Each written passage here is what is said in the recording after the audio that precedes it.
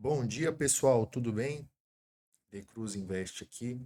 Eu já venho fazendo esse estudo há algum tempo e queria compartilhar com vocês, porque eu vejo constantemente pessoas insistindo em falar de ciclo de halving de Bitcoin, coisa que eu discordo.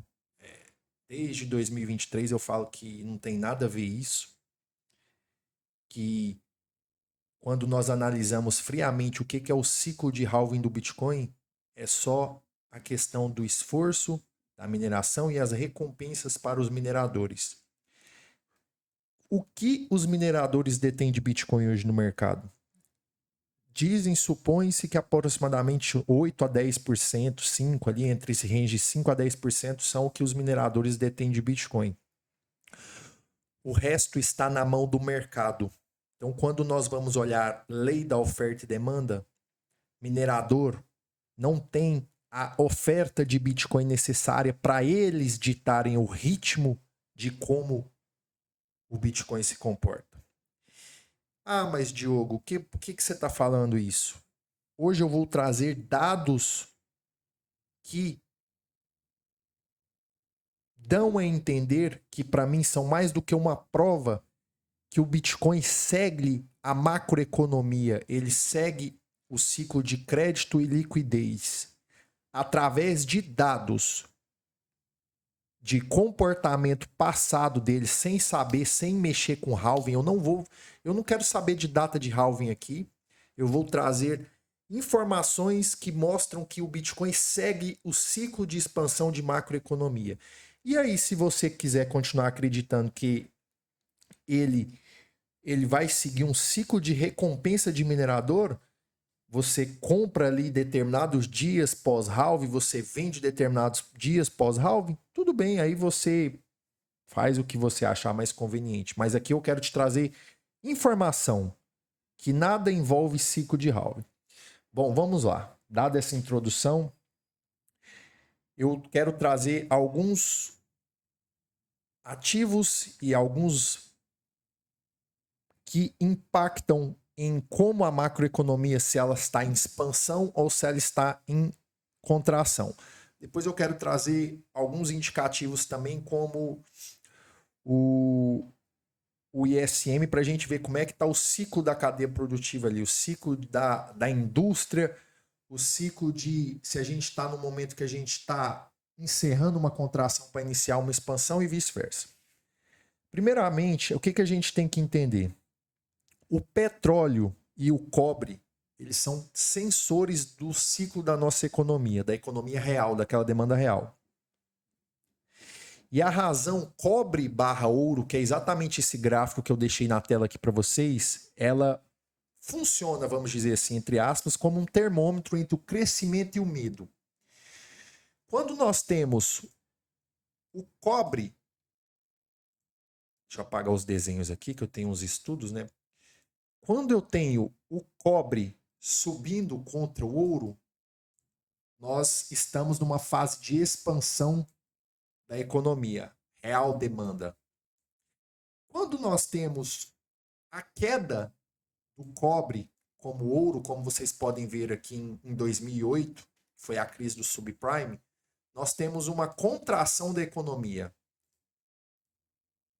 Um período onde as pessoas estão buscando proteção, onde a economia não está se expandindo. Existe uma contração do ciclo de crédito, existe uma contração da economia, da cadeia produtiva, da produção. E o primeiro ponto que eu quero mostrar para vocês aqui, porque depois eu vou trazer ativos correlacionados, é a gente entender o seguinte: a relação cobre-ouro está caindo desde 2021. Nós atingimos um marco aqui, um range entre maio a setembro de 2021. E isso aqui está muito nítido que são quase 5 anos de queda. Quando nós temos uma expansão, é bem claro um período expansivo aqui que vocês podem ver no gráfico.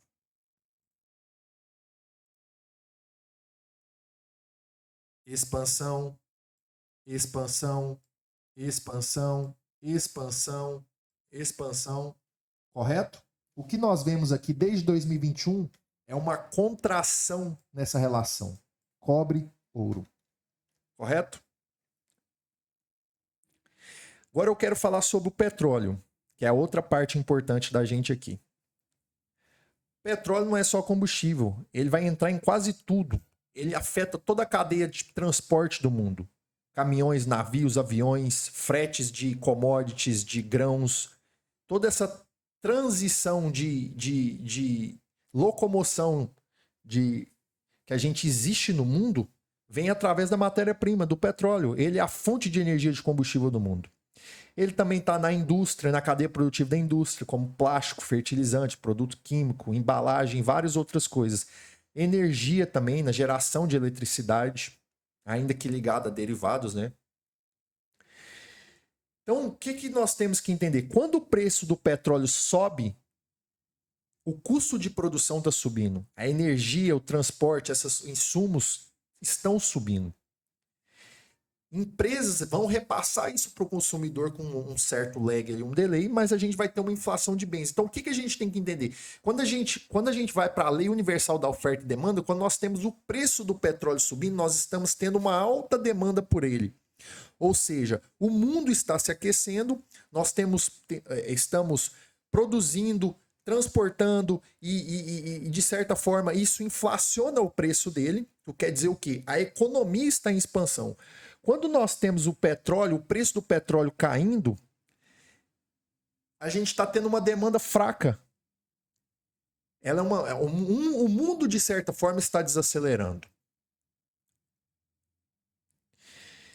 Então, quando a gente está em forte expansão, para a gente ver se um ciclo macroeconômico está em forte expansão, a demanda por transporte, a indústria cresce, as coisas se expandem. Quando a gente está tendo uma contração, o consumo desacelera, o petróleo enfraquece. E o porquê que o cobre também é... Agora, voltando ao cobre, por que o cobre é muito importante? O cobre, ele é praticamente... Cara, ele está em quase tudo no nosso dia a dia. Ele é usado na construção civil, em fiação, tubos, em infraestrutura, motores, linhas de transmissão, em eletrônicos, placas eletrônicas, data centers. Essa transição energética que a gente está tendo de veículos elétricos. Praticamente ele está em tudo, que assim, boa parte da cadeia produtiva, das coisas que impulsionam o mundo. Então, quando a economia está acelerando, as empresas estão construindo mais, investem mais, a demanda por cobre aumenta, o preço do cobre tende a subir. Quando a gente está tendo uma contração, a construção desacelera, a demanda cai, o preço do cobre tende a se estabilizar, lateralizar ou cair.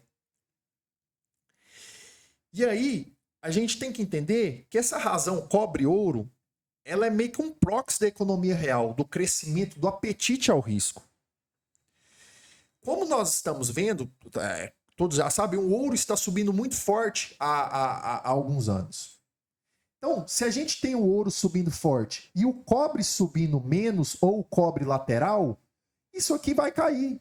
Mas quer dizer que o mundo está procurando, de certa forma, proteção, fugindo do risco, enquanto nós temos uma franca queda aqui. Tá, Diogo? Agora, com esses quase 10 mil de introdução, agora a gente vai entrar na parte que importa. Só fazendo um repasse aqui. Peguei um apanhado dos maiores bancos centrais aí que movimentam a economia mundial. Estados Unidos, Japão, Alemanha, Reino Unido, França e China. Tem outros também aqui, mas eu quis trazer um apanhado aqui mais resumido. O que eu estou enxergando aqui no banco, na contração do Banco Central Americano? Eles estão reduzindo o balanço deles, que teve uma forte expansão da pandemia, o estímulo que eles tiveram que fazer para o mundo girar, para o mundo se aquecer, para não entrar numa grande depressão prolongada. E nós estamos vendo um Banco Central que está reduzindo, enxugando seu balanço desde 2023, desde 2022. Aparentemente, agora no final de 2025, nós chegamos num platô. Isso aqui parece topo de expansão ou mais para um fundo? Passando pelo Japão, mesma coisa. O Japão vem contraindo, teve a sua expansão aqui, e desde 2023, 2024 está em contração. Alemanha, mesma coisa, desde 2022 atingiu aqui o ápice em 2022. Nós estamos enxugando o balanço. Quando a gente fala enxugar o balanço é o quê? Estão desfazendo de ativos, títulos, empresas que foram adquiridas. Isso aqui é um termômetro de o quê? A economia está sendo a liquidez está sendo enxugada e não expandida. Desde 2022 caindo, aparentemente a gente está chegando num platô lateral aqui. Reino Unido, mesma coisa. Desde 2021, queda aparentemente está próximo de um fundo aqui. Começou uma certa lateralidade. França, mesma coisa. Atingiu aqui um fundo e está lateral. China, a China é o único banco central que está estimulando, muito por conta do problema que eles estão enfrentando lá com o setor imobiliário há alguns anos. Só que o que adianta? Muito do que talvez nós estamos vendo aqui dessa expansão do Banco Central Chinês forte, indo contra toda a mão do restante dos outros países da economia, dos outros bancos centrais, isso aqui pode ser boa parte do que está impulsionando o ciclo de commodities mundial. Essa liquidez chinesa, esse estímulo aqui, de certa forma, não vem de forma direta para a cripto, por quê? Lá eles têm a lei deles é muito rigorosa. Eles não permitem de forma legal pessoas investirem em cripto. Então, existem manobras que eles devem fazer lá, obviamente, né, para conseguir estar exposto em forma de criptomoeda, mas é uma liquidez que ela não vem diretamente direcionada para o ciclo cripto, para o mercado de criptomoedas que interessa a vocês. Voltando aqui para a relação cobre-ouro, agora que as coisas vão ficar interessantes. Primeira coisa, vamos trazer o petróleo aqui, o nosso Brent, trazer o gráfico aqui do Crude Oil Futures, que eu já tenho ele eu tenho ele mapeado aqui com mais tempo histórico. Vou deixar, como o petróleo aqui vou deixar ele da cor dele, preta para cinza.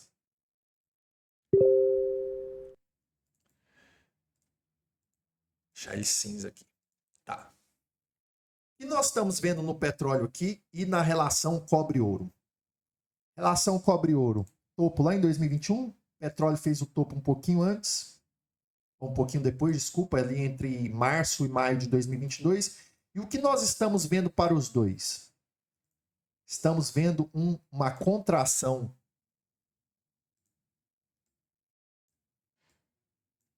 Uma queda, uma desaceleração, exatamente com aquela introdução que eu fiz com vocês desde do início do vídeo. E aí, calma que vai ficar mais interessante. Topo. Topo. Topo da macro. Topo em 2017 para 2018. Topo. Essa aqui é o crash da Covid. Topo. Topo. Topo. Topo. Topo em 2007, 2008, topo. E depois veio o crash do subprime. Expansão. Olha como é que quando um está expandindo, o outro expande. Que é o quê? A questão da demanda real no mundo. O mundo está em expansão ou está em contração? A cadeia produtiva está em franca expansão? A construção, coisas estão sendo construídas ou nós estamos em desaceleração? Agora, eu quero trazer para vocês o Bitcoin. Para quem fala que o Bitcoin ele segue ciclo de halving, eu quero mostrar para vocês a relação do Bitcoin com isso aqui. Vou pegar o gráfico mais antigo do Bitcoin aqui, não vou pegar o BLX, vou pegar o cripto aqui mesmo, desde 2009, 2010. Vou deixar de laranja. Tá aqui o gráfico do Bitcoin, né? Eu vou deixar ele de laranja, referir aqui a analogia da cor dele, né? E agora, quero que vocês observem todos os topos do Bitcoin. se a gente olhar o ciclo do halving, né? Se a gente falar de ciclo de halving e esquecer todo o resto aqui, as pessoas vão falar que foi o ciclo de 4 anos do Bitcoin, o ciclo de halving. Então vamos lá. Topo do Bitcoin de 2011, topo do Bitcoin de 2013, topo do Bitcoin de dezembro de 2017, topo do Bitcoin duplo de 2021 e agora nós temos mais um ciclo de halving que se completou em outubro de 2025. Topo do Bitcoin, 126 mil dólares. E agora, essa é a analogia do ciclo do halving, né? Aí a gente espera para comprar lá para dezembro de 2026 e depois vai vender lá para, né, para quando o próximo halving passar. E aí que as coisas ficam interessantes. Todos os topos do Bitcoin, deixar de vermelho aqui para ficar mais de rosa. Todos os topos do Bitcoin coincidiram-se, os topos cíclicos do Bitcoin coincidiram com duas coisas. Petróleo em franca expansão. Normalmente o petróleo faz o topo um pouco depois que o Bitcoin. E a relação cobre-ouro também em expansão em topo. Então vamos analisar isso aqui. Primeiro topo do Bitcoin foi topo com petróleo? Sim. Cobre e ouro? Sim. 2013, aí teve a contração, Bitcoin ficou ainda mais fraco. O segundo topo do Bitcoin foi com o cobre, foi topo com petróleo? Sim. Foi topo com cobre e ouro? Sim. Ó, expansão, expansão, expansão. Terceiro topo do Bitcoin foi com o cobre, ouro e expansão? Em topo? Sim. 2017, topo no Bitcoin, topo no petróleo um pouco depois, topo na relação cobre-ouro. Entramos num período de contração para eles. Olha como é que o Bitcoin cai e fica mais lateral. 2021, topo duplo. Maio a setembro de 2021, outubro de 2021. Petróleo fazendo seu topo aqui junto e posteriormente, que ele tem o delay, ele faz depois. Relação cobre-ouro, também em expansão. Topo no Bitcoin, topo no cobre-ouro. Agora é a questão que eu quero falar para vocês. Isso aqui, para vocês, é topo para o Bitcoin? É topo? A gente teve expansão do cobre-ouro? A gente teve expansão do petróleo desde 2021? Não, nós estamos contraindo desde 2021.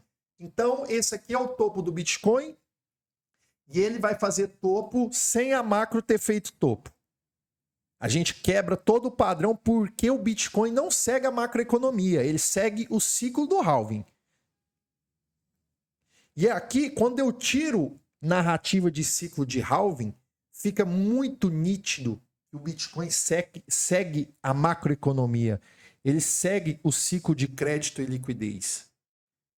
Aqui eu nem sei as datas de halving de Bitcoin aqui, eu nem coloquei. Eu simplesmente olhei se o mundo estava propenso a tomar risco, a demanda e a cadeia produtiva, a macroeconomia e o ciclo econômico estavam em expansão ou em contração. Então, o que as pessoas estão dizendo é que o Bitcoin vai seguir o ciclo dele de halving, ele fez topo, ele vai cair e a macro, que aparentemente está muito mais aparente para um fundo, vai expandir e o Bitcoin vai na contramão. Os poucos relentos que nós tivemos aqui desde 2021 foram quando essa relação, tanto petróleo como ouro, expandiu. Os poucos rallies que a gente viu para o Ethereum e para as altcoins, fracos, mas aconteceram, foram quando nós tivemos isso aqui fazendo, vamos dizer assim, seus pullbacks para cima. Nós nunca tivemos, desde 2021, a macro em expansão. A questão é que as pessoas ficam olhando o preço de um índice, de um S&P 500, que ali está precificado a depreciação do Fiat, tem inflação inclusa, e eles olham o seguinte, se o índice está subindo, a macroeconomia está expandindo, nós estamos num risk-on. Se está caindo, a macroeconomia está em recessão, em contração. É uma maneira muito simplória de você analisar.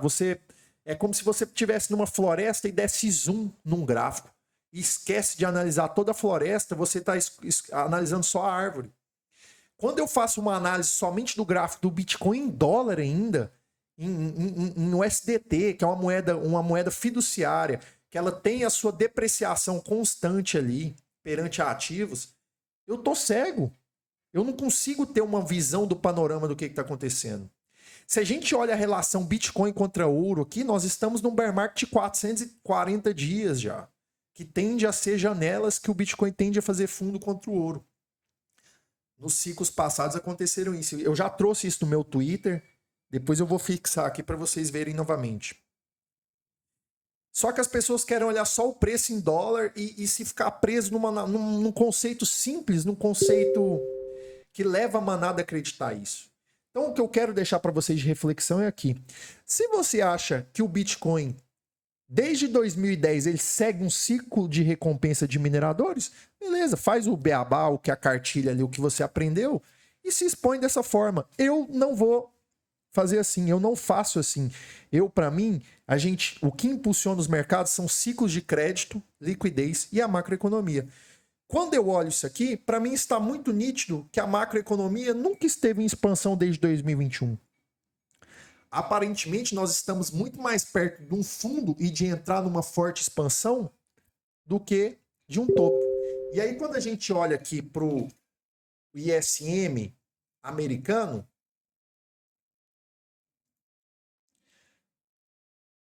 desde 2021,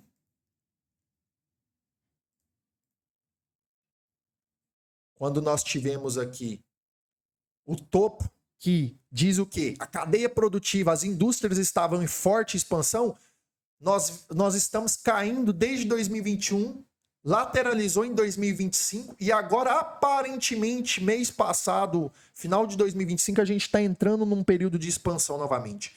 Nós tivemos a primeira puxada forte desde que nós atingimos esse platô de fundo aqui.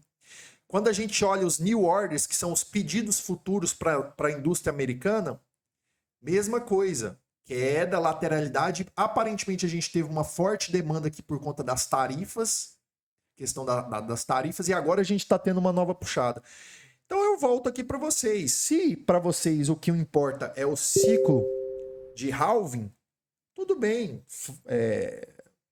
Segue o que vocês acharem melhor. Eu queria trazer esse estudo para vocês aqui, para mostrar para vocês que, olha, vamos olhar mais para a floresta, vamos parar de olhar um pouco para a árvore. E se vocês podem fazer essa correlação aqui no gráfico de vocês, adicionem também depois o S&P 500, a Dow Jones, para vocês verem como que ciclos da bolsa americana, dos índices americanos, também segue o ciclo macro, entendeu? Então esse estudo ficou longo, desculpa pelo tamanho do vídeo, mas eu precisava condensar essas informações para vocês aqui. Eu espero que tenha ficado claro. Se vocês tiverem alguma dúvida, quiserem trocar uma ideia sobre essas informações e esses gráficos, me chamam aqui que vai ser um prazer conversar com vocês. Um abraço, fiquem com Deus e até mais.